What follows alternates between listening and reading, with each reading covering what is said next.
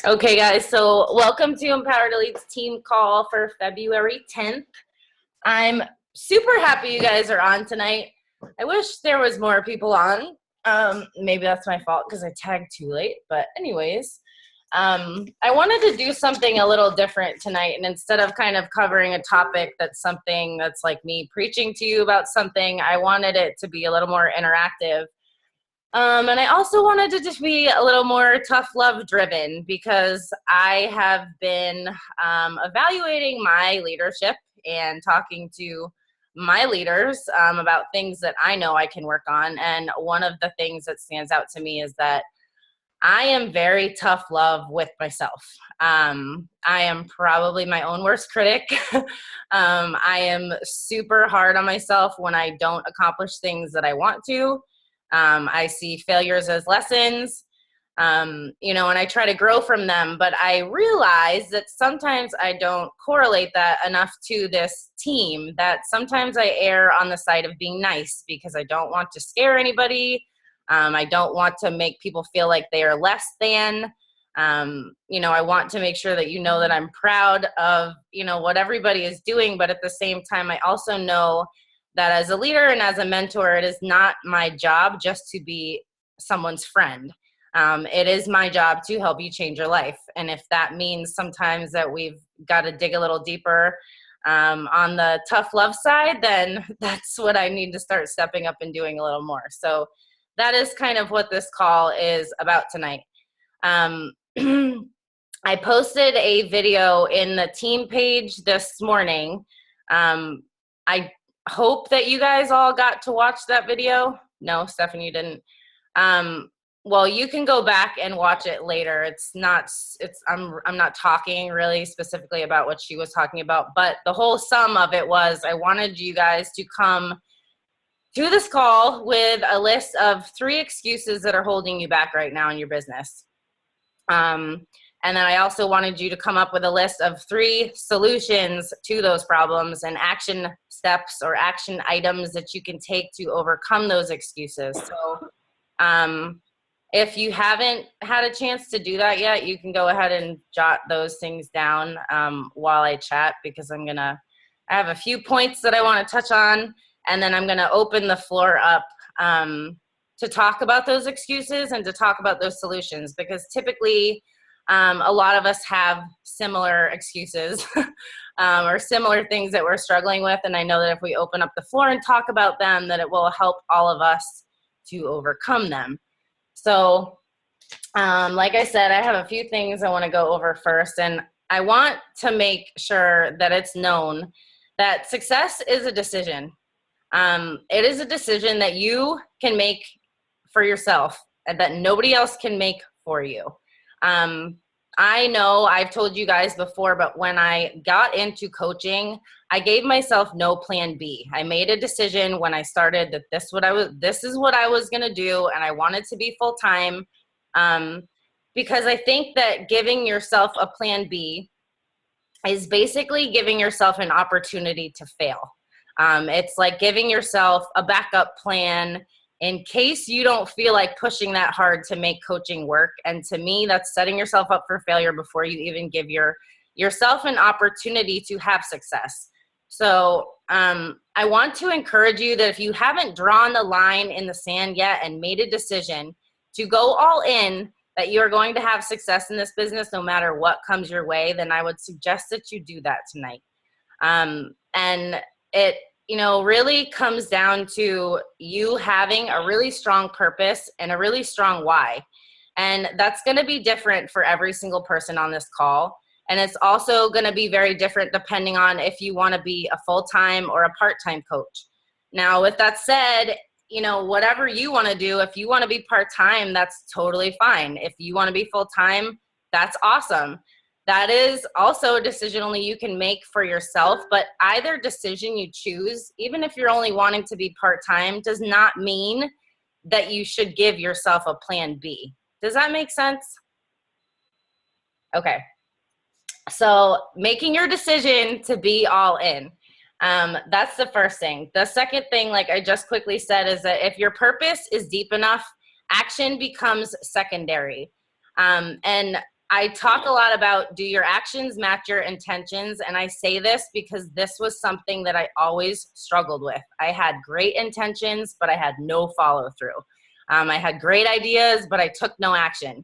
I would analyze things so much that I would paralyze myself. And I've had to learn to train myself to not overanalyze and to just take action. And with taking action, you're going to have failures. So you have to learn to embrace that failure and embrace that learning curve, because nobody gets from point A to point, wherever, like having an elite team like you could at the end of this year. Nobody gets there by never failing.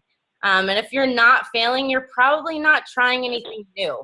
And you're probably not progressing past what you have already mastered or what you've already done. So that failure is a huge part of having success.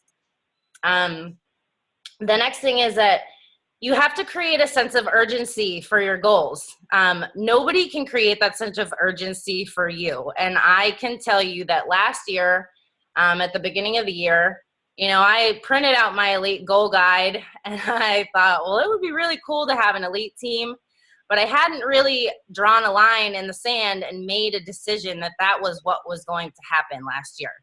And I mentioned this on a call that I made for the 10X group. I don't know if you guys are in there and saw the video that I made, but, I was almost afraid to set a goal like that because I was not sure if I was able to achieve it. Nor did I have a big team yet where it was even, seemingly possible.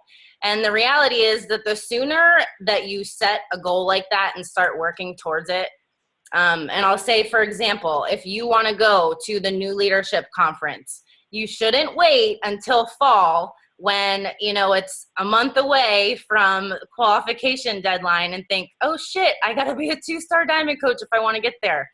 Put that on your list right now and start working towards 2-star, because if you get there by, May or July or whatever, then you know that you've locked that goal in and you're not scrambling last minute to try and achieve something like that, because that's not fun to do. Trust me.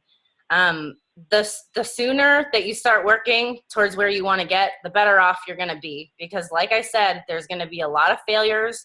There's going to be a lot of ups and downs. Being an entrepreneur, there's a reason why not everybody does what we do, because although what we do is pretty simple, it's not easy.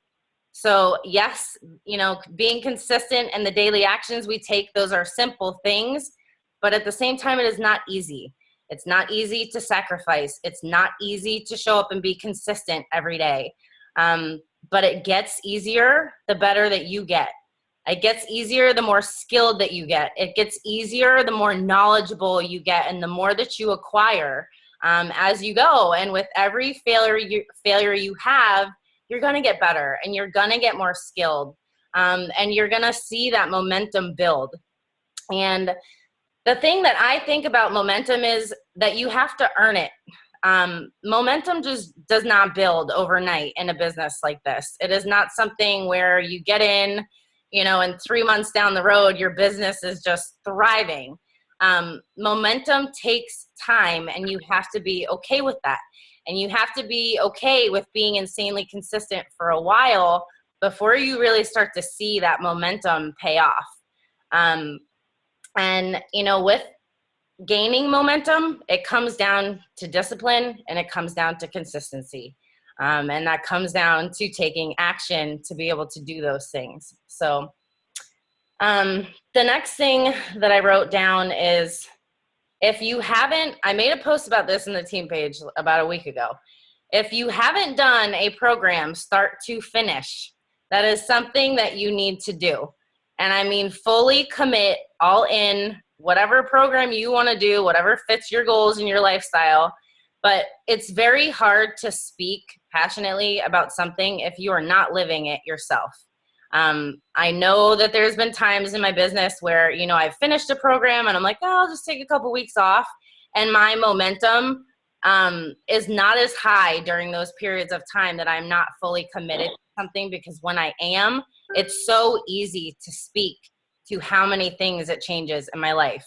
My my energy, my self-confidence, my happiness, you know, my patience with my son, my effectiveness in my business, because when you feel good, you're more productive, right? So if that's something that you're not fully committed to right now, I would encourage you to do so ASAP. And also so that you can showcase what these programs and products actually do for people, because visuals are a very strong thing to use on Facebook. The next thing I wrote down, and I know that I've said this to you guys before too, is that you have to lead by example. And the thing about leading is that it doesn't matter if you don't have a team yet. You're still a leader.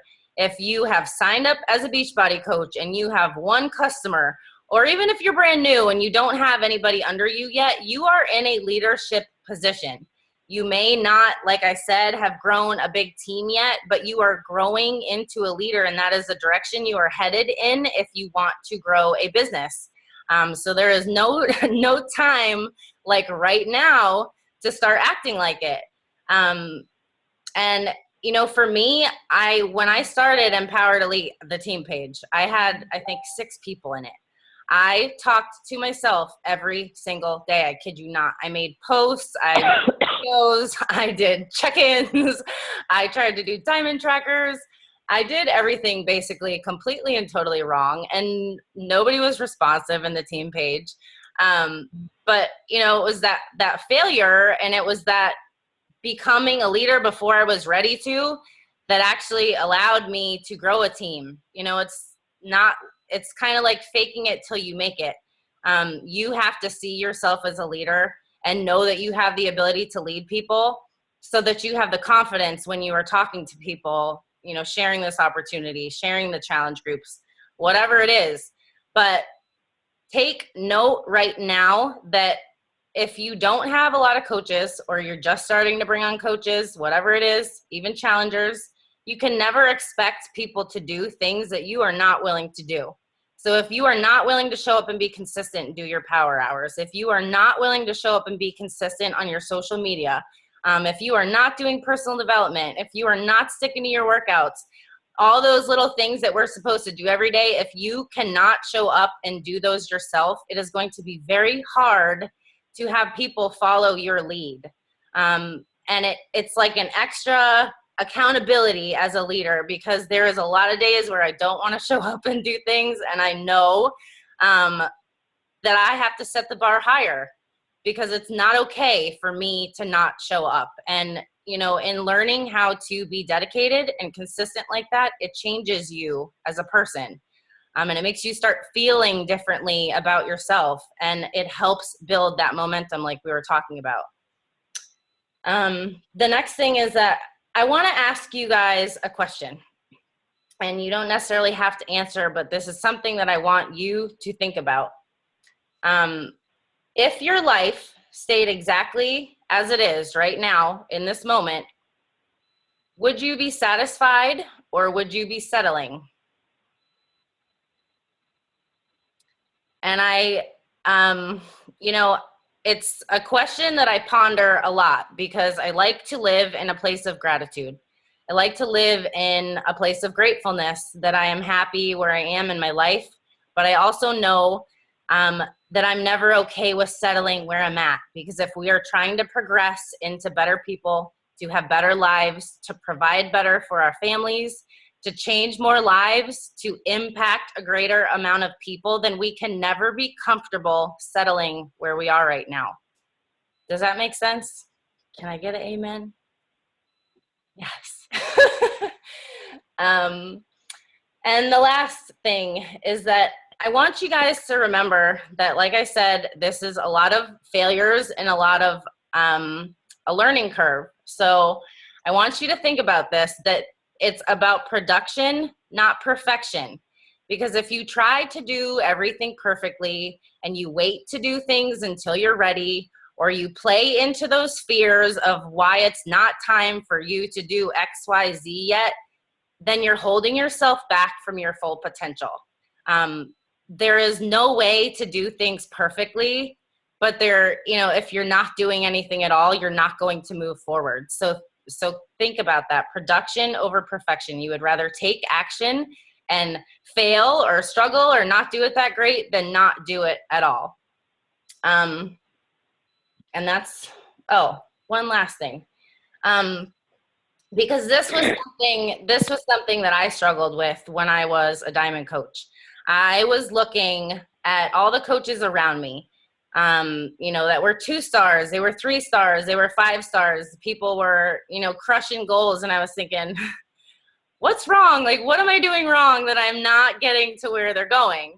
And the thing is that you have to put your blinders on. Don't look to your left. Don't look to your right. Don't look what I'm doing. Don't look what the coaches around you are doing unless it's for inspiration and motivation because it's where you want to be.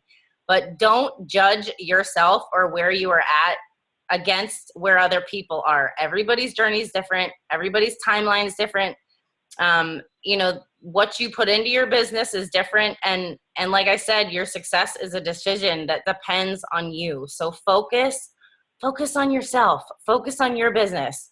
And just remember that this is what you're creating for yourself.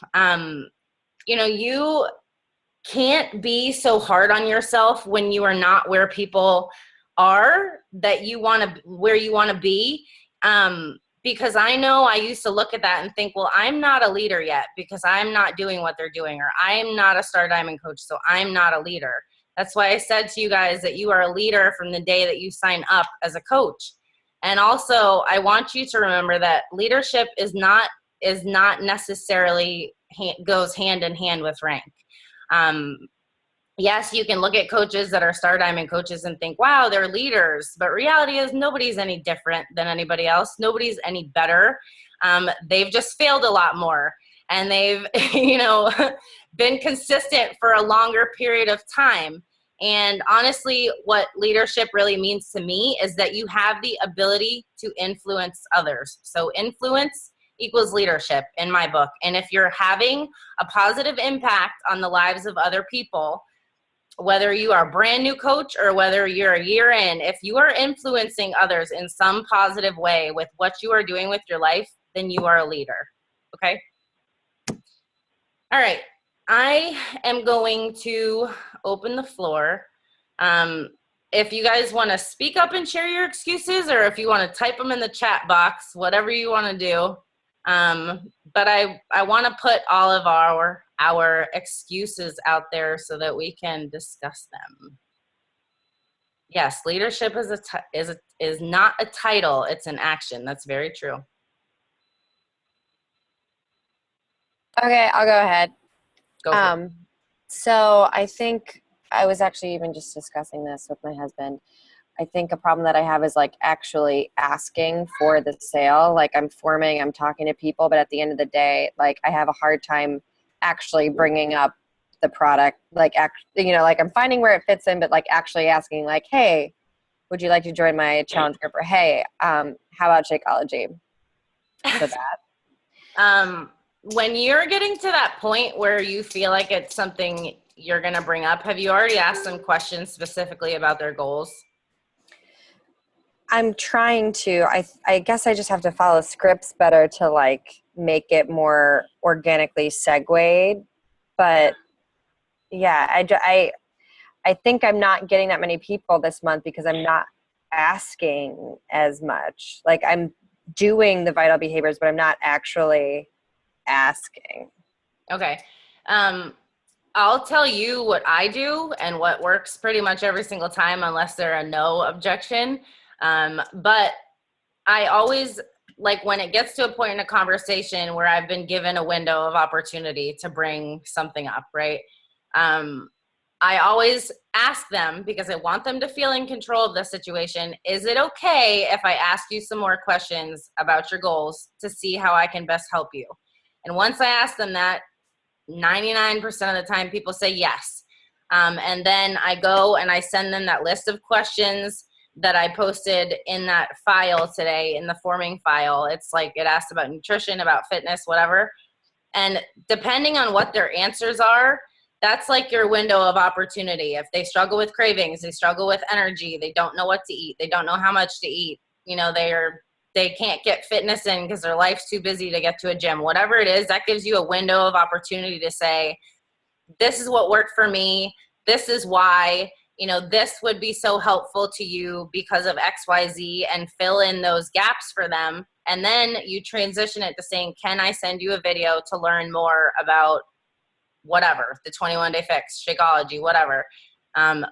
Let them still feel in control, send the videos, and then wait for their responses. And either people will respond right away or they won't. And then those are people you follow up with in the next 2 days. And it's easy at that point because you've put it all out on the table, what you've had to offer, why it would help them. You're knowledgeable about it. You're confident in what you're sharing. And then it's easy to say, okay, well, I think this sounds like a perfect fit for you. My next challenge group starts whatever day. I would love to help you achieve your goals. Simple. Is that what you feel like you're struggling with? Or did I just go on a tangent? No, I think that's great. I didn't see the questions that you posted, so I have to go back on Elite and check it, Okay. just so I'm like using them better. But that I think like asking them if it's okay, so I don't feel so like pushy about it. That's why I do that, because I never liked to feel pushy either. And I always wanted to make them feel like the ball was in their court to tell me like, yes, you have a green light to go ahead. Yeah. That way when you do, like, you've already opened the door. Okay. I just posted them in Amanda did. I was going to say, I just posted them in the comments. Yes, those questions. And now, since that was your excuse, what can you do to overcome that? What is your solution? Use what you just said. Do that. Just do that. But like an action step you can say is that when you get off this call tonight, that you can go follow up with a couple people where you feel like your conversation went dead or got stuck or whatever it is, and go ahead and go ask them and say, hey, is it okay if I send you some questions to chat more about your goals? Okay. See if you can get over that hump. Yeah. Cool. Thank you for sharing. Who wants to go next?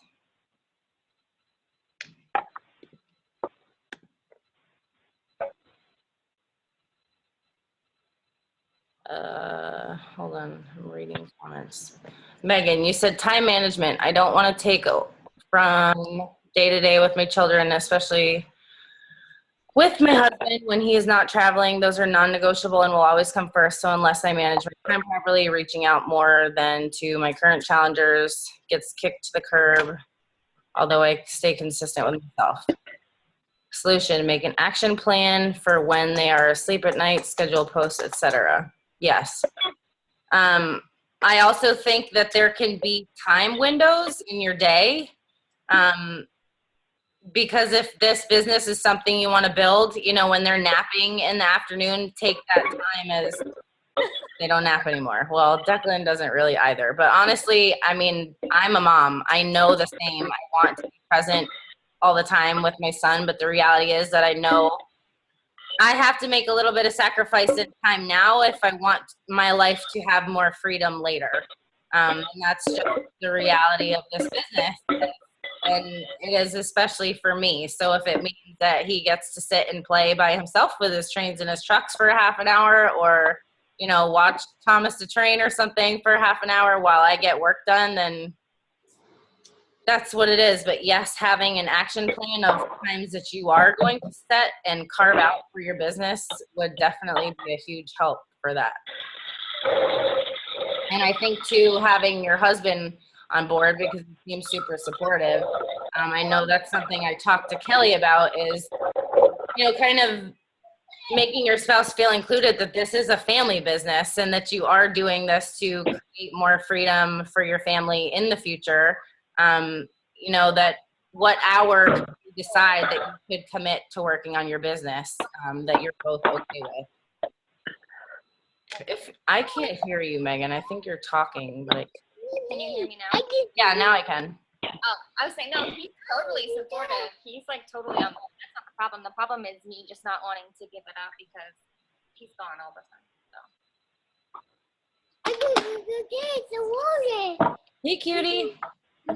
It's a roller for his Play-Doh. I'm gonna mute him now.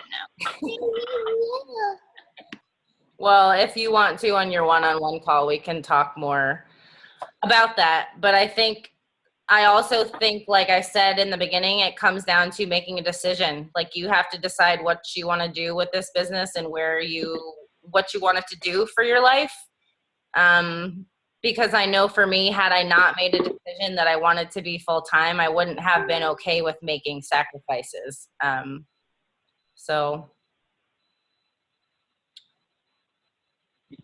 Alrighty, who's next? All right, I have two big ones. Go for it. The ongoing thing, we talk about it all the time. Time management and organization. I get 2 hours a day with my son because of work. I can't do Beachbody really during the day at work when I'm with meetings or students and testing. So it has to be late at night. After I put my son to bed and I do whatever I need to do for the next day, it's 9:30, 10 o'clock. So then I'm first sitting down to at least bang out a power hour. I'm exhausted. I don't even want to sit and have a conversation with somebody to form a relationship. I'm sorry. It just doesn't happen. So I feel bad because I'll send out, a couple like messages, hey, what's up? And then they respond and I'm like, shit, can I just respond tomorrow? I just don't want to have a whole conversation. I want to go to bed. And then my other one is just organization. I mean, I'm all over the place because I take on so much between both jobs and Beachbody and then trying to now organize the team. And so I'm just everywhere. So those are my two big issues that are holding me back. I know we do talk about this a lot, but I don't know why I've never thought this before, but have you ever considered, instead of trying to do it at night, to get up, 45 minutes early and do it in the morning? I'm already up at 5 so I can get my workout in before showering and going to work. But if you went to bed an hour earlier? It's just an Yeah, option. it's like, I'm not telling you to wake up at 4 a.m. I know. If that would work better for you, then you could think about it. But I know. I've thought of it, but the earliest I could get into bed is 10 o'clock now. yeah. So I'm up at 5 o'clock anyway. I'm not waking up at 4 o'clock and then going the whole day until 10:30 at night when I teach. Right. It's just not possible. Okay, so then instead of me trying to make a solution, what is your solution? I don't know. Fearless leader, help me now. This is my issue. This is where I struggle, and this is my biggest thing. I just sat here while we're on the call trying to do a power hour so that when we hang up, I could do my one-on-one call with one of my other coaches and then go downstairs and first make my son's lunches and get everything ready for the next day. So I'm trying to multitask, and I feel like then I'm not giving you the 100% that I need to really focus on what I'm on the call for. Right. That's my deal. So it's not just organizing, it's more so not multitasking to the point where you're not being effective in whatsoever as you want to be. Yeah, I think that we all struggle with that. I mean, we all juggle a lot, and it's hard to be 100% present in all areas. And that's a little bit of the chaos of being an entrepreneur. It's not always, you're not always doing one thing at one time. I'm like that as well. I think that if you have things really systemized, and if you kind of had a layout exactly of maybe who you're going to talk to and what you're going to talk about, so when you sit down to do your power hour, that you're not feeling like you're having to come up with who do I talk to and what do I say, and I'm not really feeling it, and whatever, to where you kind of, Kelly and Laura and I have been doing power hours every morning. And prior to doing them, I have a list of who I'm going to reach out to. So that when I sit down to do it, I'm most effective when I'm doing it. And I think too, sometimes we can mistake busy work as effective work. And I know that probably goes for all of us, but you're like, Kelly and I have been saying this to each other since we've started doing morning calls, is when we time ourselves like we did the first time, where we're like, okay, we have 10 minutes to do invites. and then just focus on nothing but that. Like if we don't time ourselves and have it be as effective as possible, then we're kind of like, oh, well, I just got a message back. I'm going to check that. And then, oh, I got a notification. I'm going to go look at that. And then, 20 minutes goes by and you've probably wasted that window of opportunity for having really effective time. I don't know if that's something that you feel like maybe you could work on. But like maybe just structuring what you're doing when you do sit down to work your business so that you're not going crazy multitasking in like 20 different directions and your head's all over the place. And then, you're not getting as much done as maybe you want to be. Okay. I feel like sorry, can I Okay. jump in? Where'd you come from? You're my peanut gallery. Go for it. I feel like, I struggle with all of those problems too, but I think like I started using Streak and I realized a couple things. Like number one, like Dana said, I get easily distracted, like we were saying this morning. But I have like literally like lists in Streak, like people that I'm already really comfortable with. That's called like Know, Love, and Trust. You can find all of this information online. I can send you the link to show you how to set it up if you want to, but anyway, and then you have like leads and then you have follow-ups and whatnot. So like I open up my Streak, I open up my scripts, and I open up my Facebook and I set it at Messenger. I actually set up 2 Facebook tabs and every time I make myself go through each name. And I found that I do waste a lot of time procrastinating people that I don't want to. Like that's where I get held up. And I think if you just like make yourself do it, like maybe fear is standing in the way of like getting the power hour done as quickly as you can. And that I think is something that I realized when I did start getting more systemized with it. So I'll find the name, I type their name in the one Facebook profile page so I can find something to, that small talk thing. And then I go back to the message, copy and paste the script, do one sentence and send it in the other Facebook tab, if that makes sense. So it's like all there and I know exactly what I'm doing. So it goes really quickly. And I think if you knock that power hour out, like as soon as you can, sorry, then everything else will seem easier, because that's out of the way. Sorry, I'll turn her off now. No, if you could send that Streak stuff, that would be awesome. Thank you. Yeah, Kelly can teach you all about that because I don't use it. Kelly, you just upload all your contacts, don't you, to Streak, and then you organize them? No, you can't upload them. That's the only really annoying thing about it. But I think the hardest thing for me was figuring out how to organize it. But now, like maybe if my system works for you, great. Like the one that I watched, she was like really organized and it was a lot, the video. But like I'm happy to send you like my breakdown of what I use now because I feel like it's a lot simpler now that I have it all. I can walk you through it. It is confusing at first, but it's honestly so helpful to have it all like people I know, people that are leads, people that are ready to send invitations to, follow-ups. Like, did I ask for their email address? Did I send the message? It's all broken down so I know exactly where they are. And then it tells you like how many days there have been in each category. So like, oh, it's been too long, Oh, Stephanie, Amanda said, I don't know if you saw it, but she said, do you have a chance to do longer blocks on the weekend? You can make lists and schedule posts, sit down each day during the week and know what to do each day without thinking about it. That's a really good idea. I try. Weekends are very hard. I try. I know you do. It's also my guilt. 2 days a week, like a week and 2 hours a day with my son. That's all I get. He's in daycare the other days. So, but yeah, okay. I got to just work on it. Thank you. But I definitely need Kelly's Streak thing. Well, I hope that was somewhat helpful. It was. Alrighty, who wants to go next? Pamela, go for it. Oh, hold on. We gotta unmute you. I did it. I got it. You can hear me? Yep. Okay, so one of mine is actually finding new people because I've noticed that, sorry, Stephanie, me and Stephanie went to high school together. So a lot of the people I reach out to, she already reached out to. And they're like, oh, great, you guys are annoying me. Sorry, Stephanie. They're like, oh, great, you're annoying me. Oh, great, you're doing this Beachbody thing. And then one person asked me if we joined AA together, by the way. So, you know, I'm thinking that I need to expand my friendship pool a little bit. So I started trying to go on Wedding Wire and like posting on those like boards because I'm getting married, trying to go on the health and wellness board, try to find new people. But that's something I'm struggling with.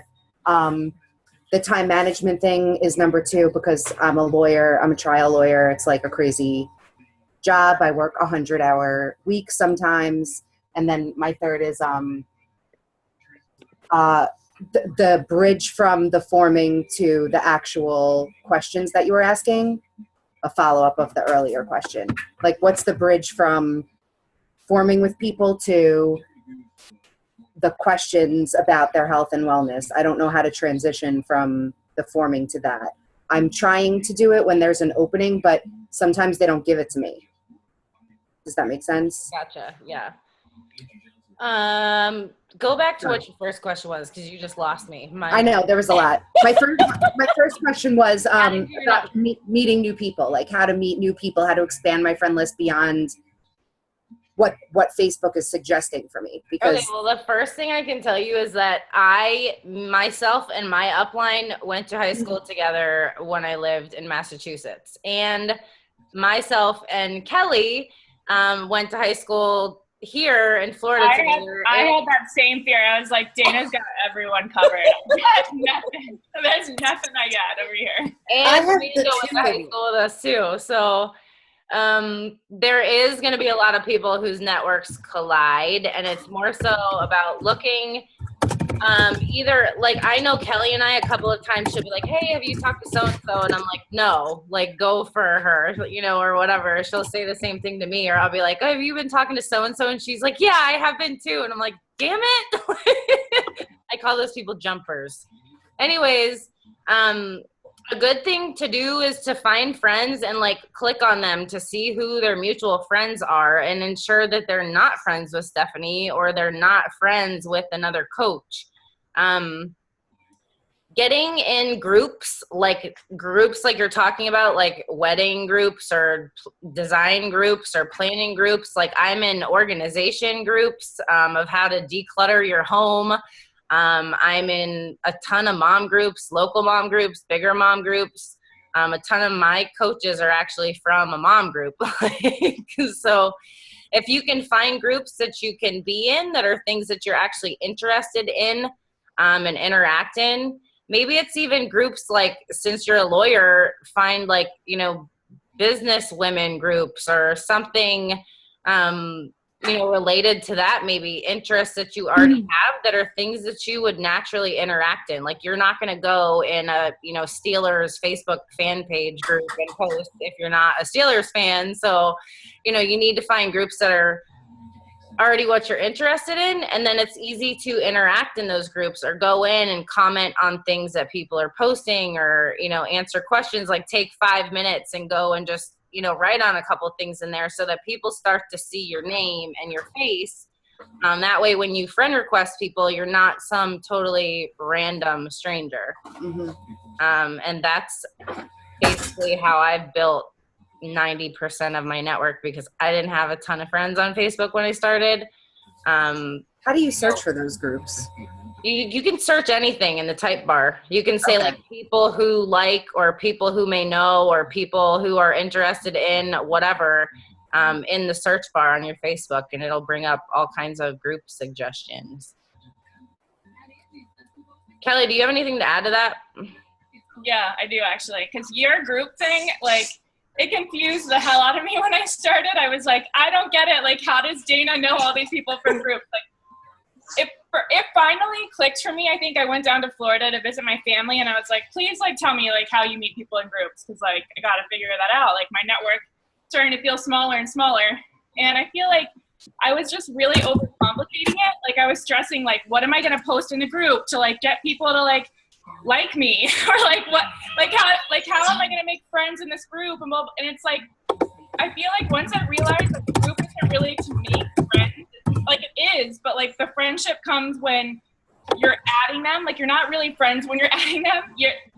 They watch your social media, and that's how you build the friendship. And from there, it becomes more comfortable. So you're building publicly through their Facebook walls a lot of times first and then reaching out to them later. But I think once I got over that, like I started, you know, like maybe every now and then I post a funny picture of my kid and then like all the comments and immediately friend request them so they could make that connection, or like I'd comment on someone else's post, but like, and then friend request them right away. And I feel like once I started getting over that fear of friend requesting, I saw where like, then they saw my social media and then we became friends and then everything was flowing really naturally. And I don't know, I totally get that because I overcomplicated it for so long. And then it was like, oh, this isn't like a big scary thing. Like it's really easy. So. That's true. I do the same thing. Like in the organization group I'm in, I will comment on a post, and typically it's something I'm interested in anyways. I'm like, oh, what are the bins that you got to organize your laundry room? And then, you know, I'll get a response and then I'll friend request somebody. Simple. Is that helpful for your first question or excuse rather? And the second, what was the second part of it? Time management. Well, you just said 3 things. I wasn't sure. Do you want me to? I don't need to bring up all 3 things.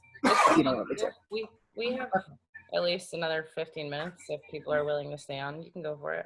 I just want to say that time management, that any of you that do struggle with time management, like I mentioned, I think a couple of you missed it. Meredith Kelly coming on the team call next week, and Meredith Kelly is one of the coaches that I went to New Leadership with. She works a full-time corporate job, 70 hours, and she's a 5-star elite coach. And she just crushes it with time management. And I know that's something we all can work on. So she will be talking on her call next week if that's something you definitely struggle with. But Pamela, if you wanted to go ahead and ask your last question or your last excuse. Oh, sorry. The last excuse is the problem. I have a problem bridging between forming with people and asking those questions you mentioned, because I saw them there. I know that they're there, but I am having a hard time finding a way to comfortably ask those questions. I think in the beginning it is kind of uncomfortable because there isn't a ton of bridges sometimes. And I don't know if anybody else can vouch to this, but when you've been a coach for longer, and like Kelly was mentioning, like people are following your social media and they're seeing you be consistent. They're seeing your posts all the time. They're kind of having an idea of what you're up to. It kind of it starts to come up more naturally than it does at the beginning, where you kind of have to ask open-ended questions a lot to create a window for yourself.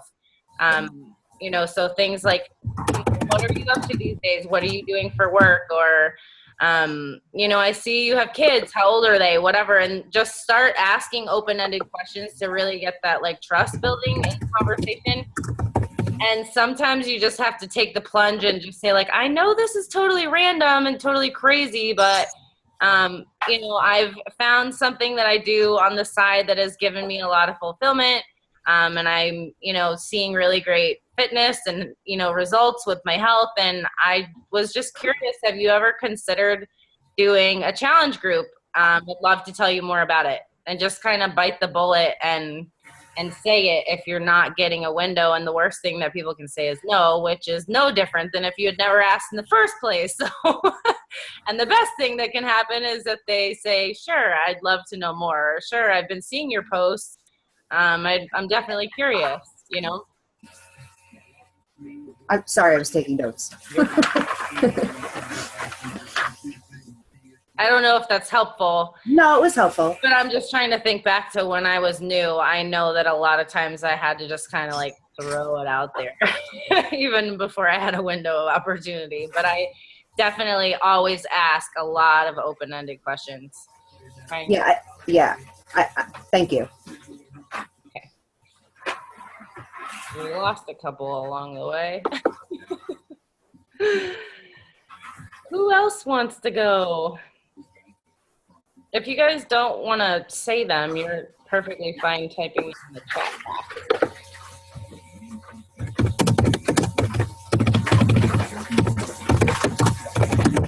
Okay, well, I can talk.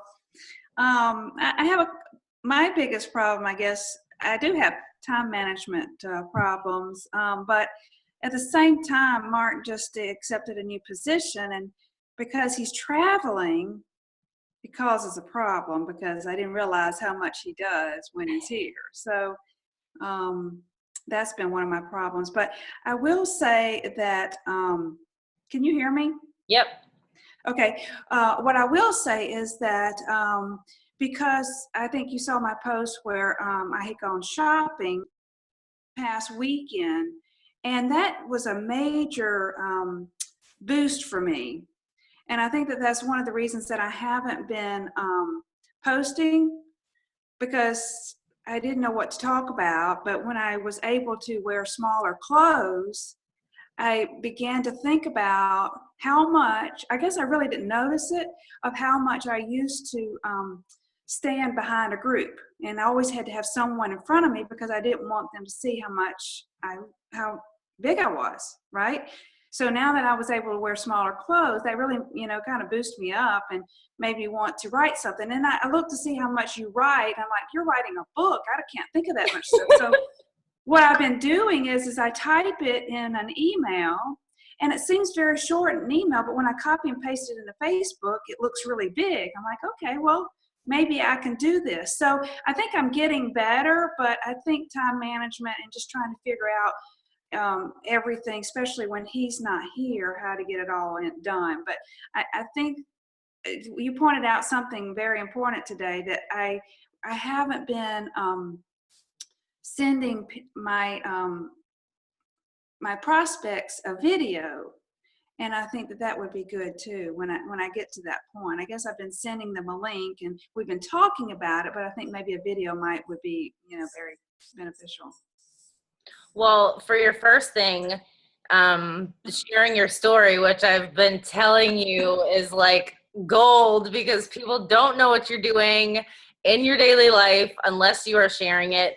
And it builds your confidence when you share something like that you're excited about, and that's, showcasing your results, or even if it's something that you're vulnerable about, because what you just mentioned about how you used to hide behind a crowd is something that 99.9% of women can relate to, whether it's currently or in the past or, whatever. Like, those are things that are going to connect people to you, and that's so important.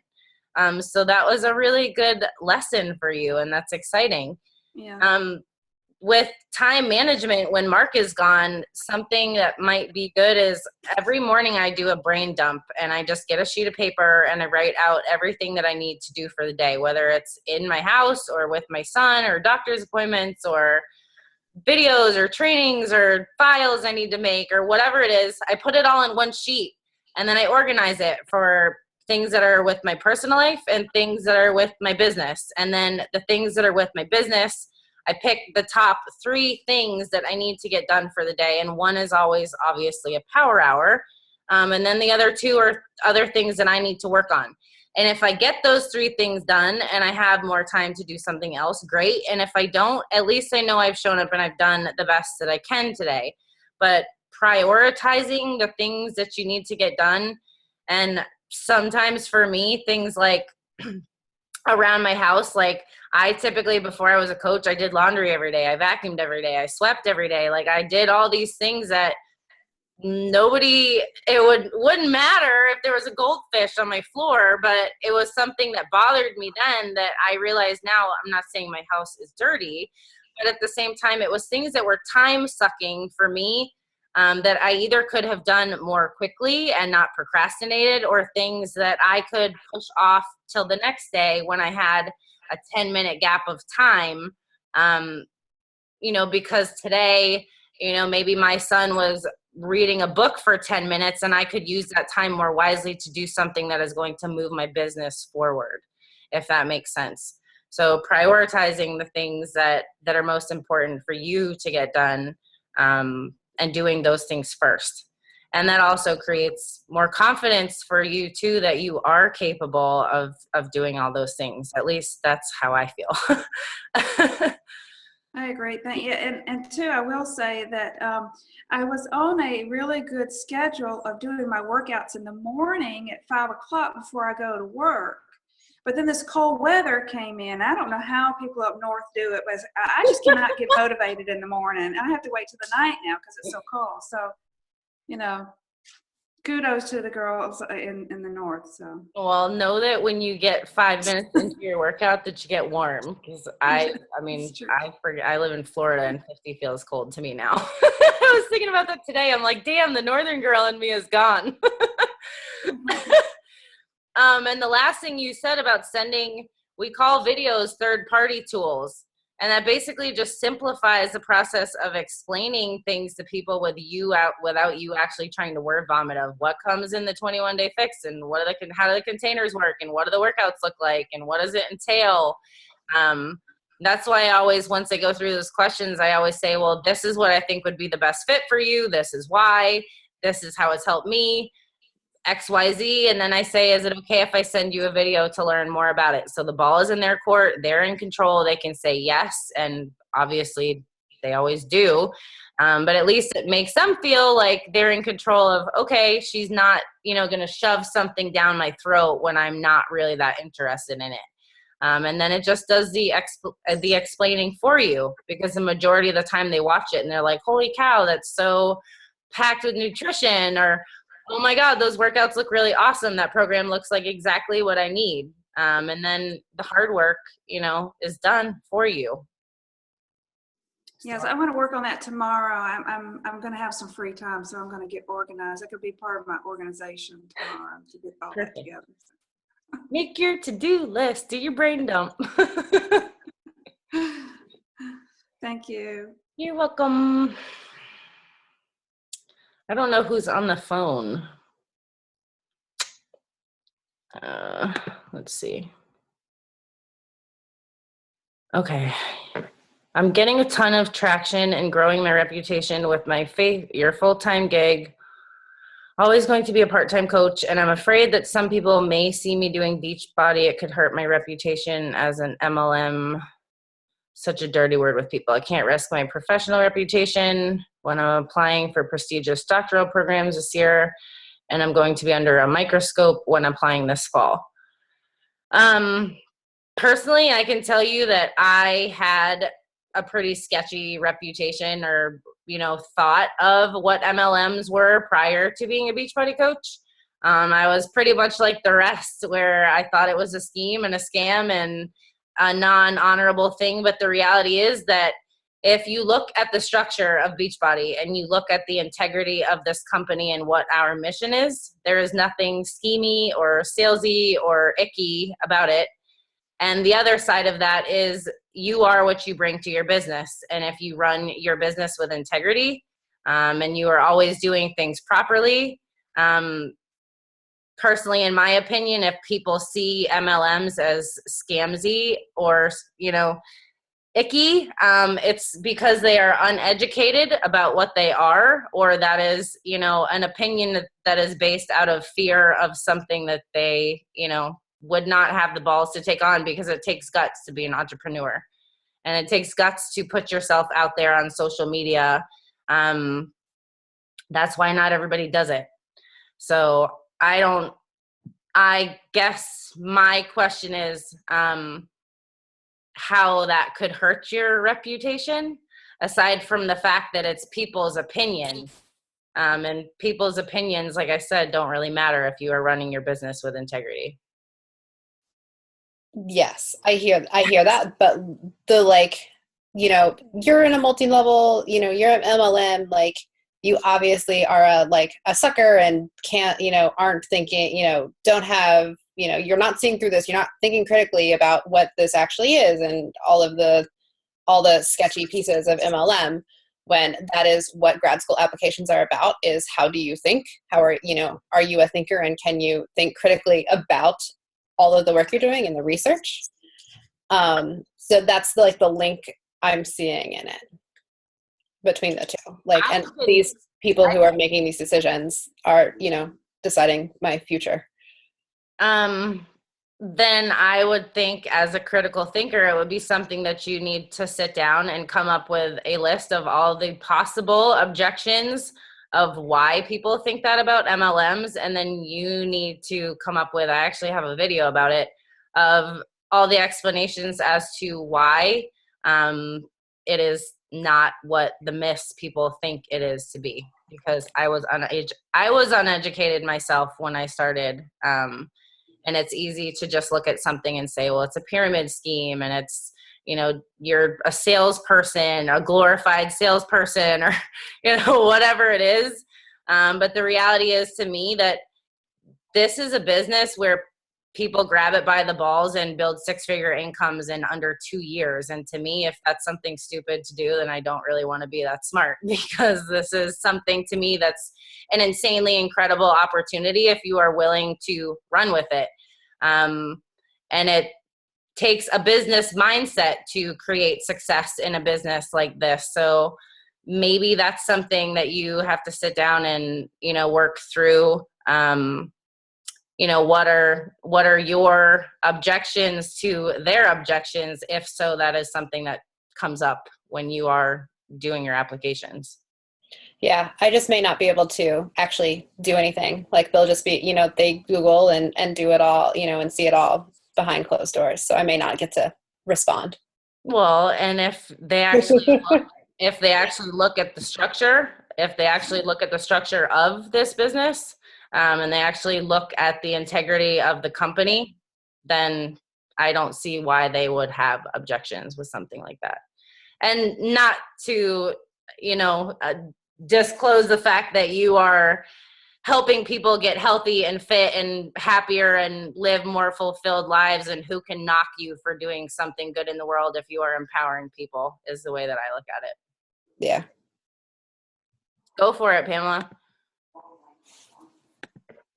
I was just going to say that, I'm a trial lawyer, right? So I have the same concern you do, because I'm picking juries and I'm searchable on the internet, and I was concerned that people would see something that I didn't want out there in the public. So I hear where you're coming from. I think maybe if you restrict your posts to just motivational things and then keep all the sales part in private messages, that may help. That might be an idea that would make it work for you. And that way they wouldn't see you as a salesperson with Beachbody, but they would just see you as like a health and wellness motivator. And you know what I mean? That might be able to have you keep a balance, and then you're not putting yourself out there that way, but just in the way that would be positive. It's a good idea. Nice. Thank you. Megan, you used to be a lawyer. Do you have anything to add to that? Can you hear me? Yes. No, I totally understand her concerns, but I think Pam put it out there, like, don't be salesy and people won't come off and think you're salesy. I mean, if you're just posting things that are motivating people and people are commenting constantly, like, you are such an inspiration in my life, I think anyone that looks at that is going to see that you're an amazing person. You're changing people's lives and people's mindset about how they think about their health and their fitness. I think it's maybe like your mindset about what Beachbody is or how you're coming off might, looking at that might help change your output. What you're putting out there as far as posts and things go. I mean, MLMs aren't, I don't think they're that sketchy. I didn't think they were sketchy when I signed up, but maybe there's something to be said about, what I view them as. But I think that as long as you're being genuine, I mean, what's someone going to say? Oh my God, look at that bitch. She's like trying to change people's lives. Horrible person. You know what I mean? Like, I think just be genuine. I mean, that's like my big thing about putting myself out there as a Beachbody coach. I'm not going to post salesy stuff. I'm not going to be posting things that are like, cheesy, generic. Hey, he's a 21 poster. Like, if I see another freaking poster on my newsfeed, I'm going to lose my shit. Be genuine, be motivating, just speak integrity.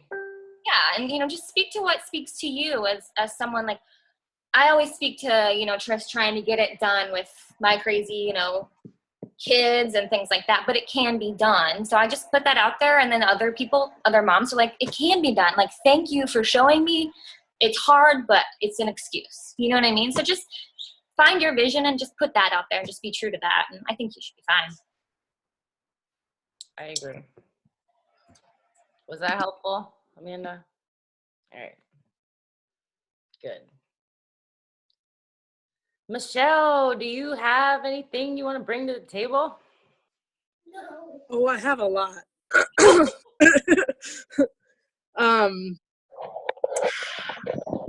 I struggle a lot with time.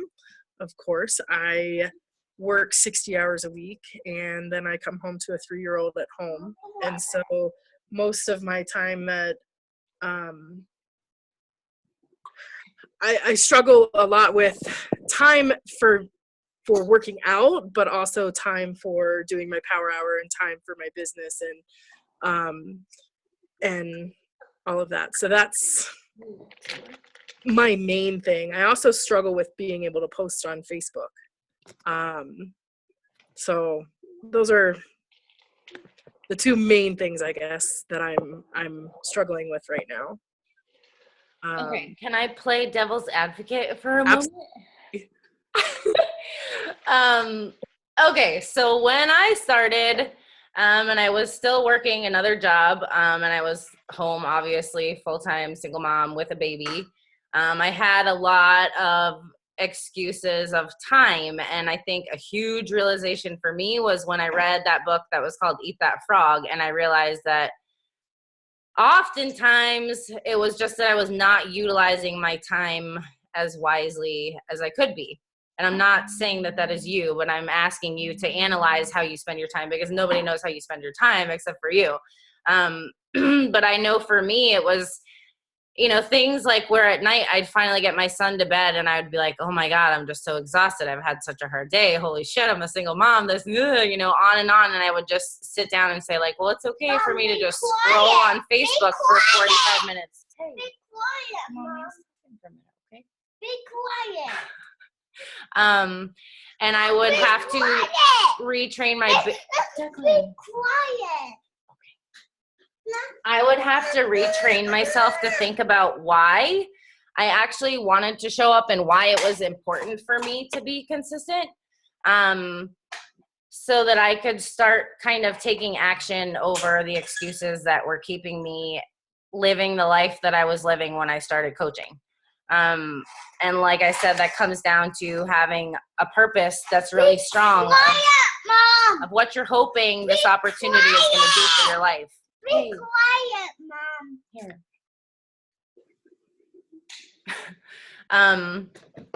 And then I guess the other side of that is when you have that purpose that is strong enough, like I said, that action is going to start to become secondary. And it's, something that basically in my eyes, if you didn't watch that video that I posted earlier, that's what she was talking about. It's like being a frog in a boiling pot. And the question that I asked you guys earlier, if your life was to stay exactly the way that it is right now, would you be satisfied or are you settling? And for me, I had to be really realistic with myself that not just was I settling, but I was living in a victim mentality. I had excuses of why my life was the way that it was. And that was what ended me up as a single mom that needed an opportunity like this. And I had to have a lot of tough love with myself about why it was important for me to show up and why it was important for me to make sacrifices. And that's going to be different for every single person, and it's going to be different for you. But if you can find a way, wherever it is in your time frame that you can make small sacrifices, even if it's on your lunch break when you're sitting down to eat lunch at work for 15 minutes and you can take 10 minutes of that time and send out 10 invites, and have a list of people that you've been talking to or that have been liking your posts or whatever that is, and use that 10 minutes to go, okay, well, I'm just going to get this done and so I can feel good about it. And then, maybe when you get home, you'll have another 20 minutes that you can spend doing follow-ups checking in on a challenge group, or planning a post for social media for the next day, things like that. Don't necessarily think that getting a power hour done has to be one solid hour, one chunk of the day, because when I started, it was not that at all. It was like 10 minutes here, 10 minutes there, 20 minutes when my son napped, and whenever I could after he was in bed, read my personal development, check back in on messages. Like, it was kind of utterly chaotic for a while when I started, because that was the only way that I could possibly add those things to my schedule. And I was okay with that. I was okay with it being a little chaotic because it mattered to me. And it was, something that I knew in the long run was going to pay off. So I don't know if maybe breaking up, to 10-minute, 15-minute increments in other times of your day, maybe, 10 minutes before you go to work, 10 minutes on your lunch break, maybe 20 minutes when you get home at night. If trying to structure it like that maybe would be helpful to you. I don't know. I think that definitely would be helpful. Sorry, I'm gonna turn the TV volume down so you don't hear cartoons in the background. I think that would definitely be helpful, and I do try to utilize my time before work to get my workout done, just because I am working 12+ hour shifts, and it's so hard to get them done at the end of the day because I'm exhausted, and I have to pick up my daughter from daycare, get everybody dinner ready, and sometimes Eric doesn't get home until even later than I do, and it's definitely a struggle, but it's something that I know that I need to be willing to make that sacrifice if this is going to be something that I want to work. And I can see that it does work. I see you, and I see Laura, and I see a lot of other people that have made it work. It's just a matter of making it work for me. Exactly. I think that's the key right there, making it work for you. Because I can preach what I've done and what's worked for me, and Laura can do the same, and Kelly can do the same, and any coach on this team is going to tell you something a little bit different. But you have to find a way that it works for you, and you have to find something within you that's going to make you say that this matters to me. So that you can show up the way that you want to. Right.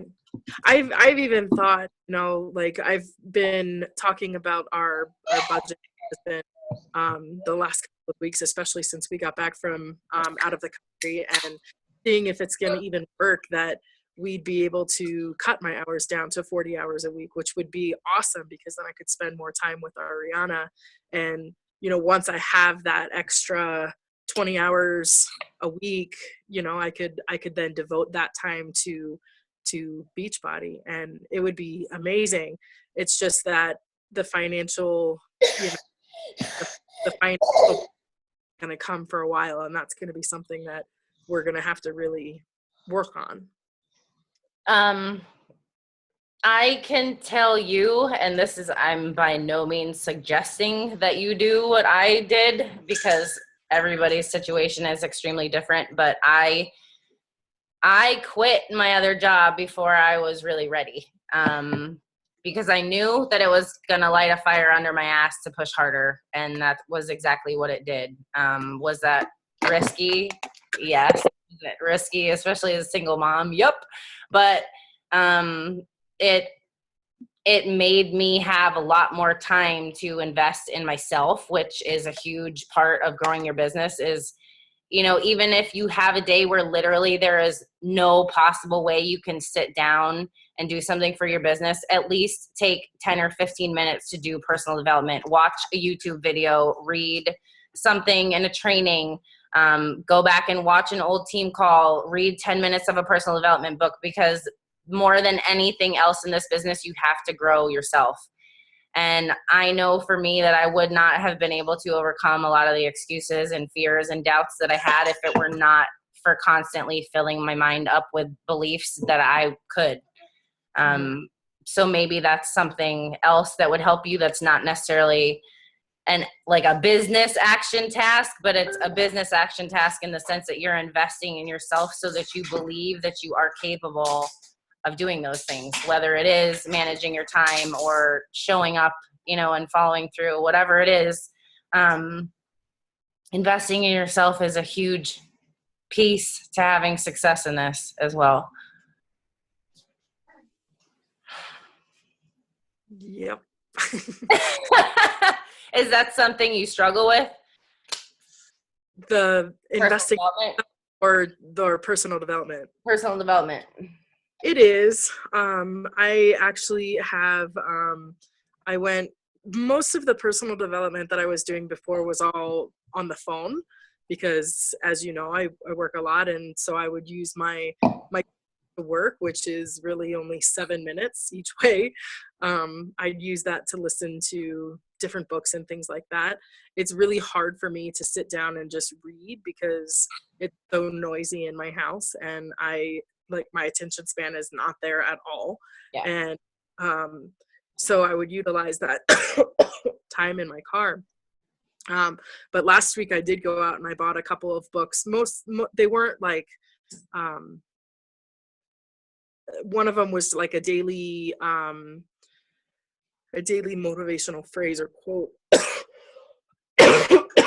And I've really enjoyed that. And then the other book I bought was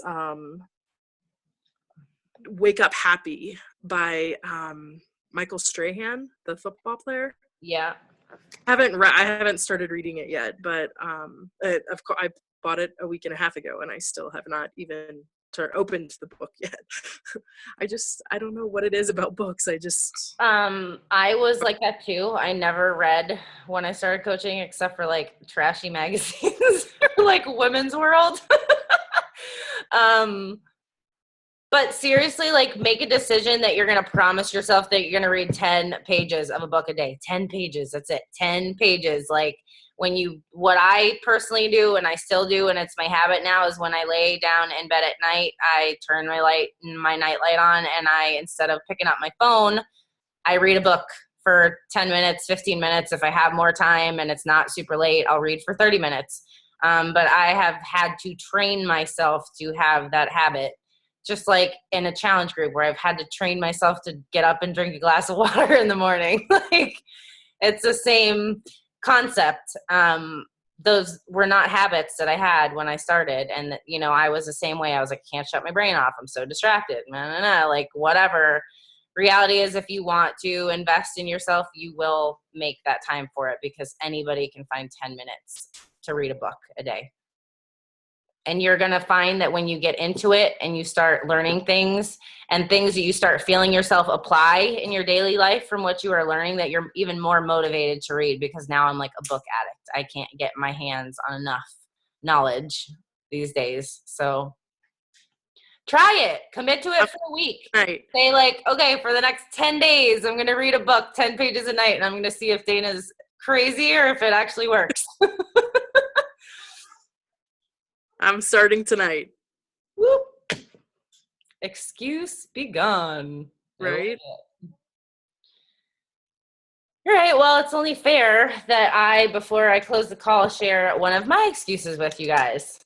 So, a lot of the things that I mentioned on the beginning of this call are things that were based upon excuses that I had when I started, that I've had to work to overcome. Because Lord knows I had a list mile long of them. But currently, where I'm at, one of my biggest struggles is finding larger chunks of time to invest in creating things like new trainings. Because on top of what I do every day in my business, it is very time consuming to sit down and find 2 or 3 hours to devote to creating a new training like I need to make. And I thought that putting Declan in school 2 mornings a week was going to be a huge help. And reality is it's not really that helpful, because by the time I drop him off and get home and do my power hour and do my workout and check in on people, then my time is up and I go pick them up. So my solution to that is that I need to delegate, meaning that's one of my biggest things I struggle with, is I need to call my mom and say, hey, will you take Declan for, 2 hours this afternoon so that I can work on something and not feel guilty about it. Because for me, that is something that I struggle with personally, is saying that I am not Superwoman and I can't do it all by myself and I need help. So that is something that I have to work on, because I do have a lot of bigger projects that I need to tackle that are calling my name every single day. So that's my plan of action this week, is to ask for help. So I want to thank you guys for hopping on, and for sharing the things that you are struggling with so openly. And I hope that you all at least got one idea of something that you can do to help you overcome that, to move forward in your business, and to really live up to your potential. Because if you're anything like I was, you were nowhere near it, and you probably still aren't, because I know I'm not. So it's important to keep growing and keep overcoming things, if we want to continue to grow and make a bigger impact on people's lives, including our own. So I hope you ladies have an awesome night. If you have a coach that missed this call, I'm gonna upload it to YouTube and post it to the team page tonight. And one last thing is, there's a really awesome CD, and it might be helpful to all of you because it was something that I listened to a lot when I started. It was a thing called Building Your Network Marketing Business by Jim Rohn. And it was just a super, super helpful CD about all different aspects of network marketing. So I'll post that in the team page as well. And remember, next week, we're doing a time management call with Meredith Kelly, and that's something that we all are struggling with. So hopefully that'll be helpful too. Have a good night, ladies. I'll see you next week. Bye.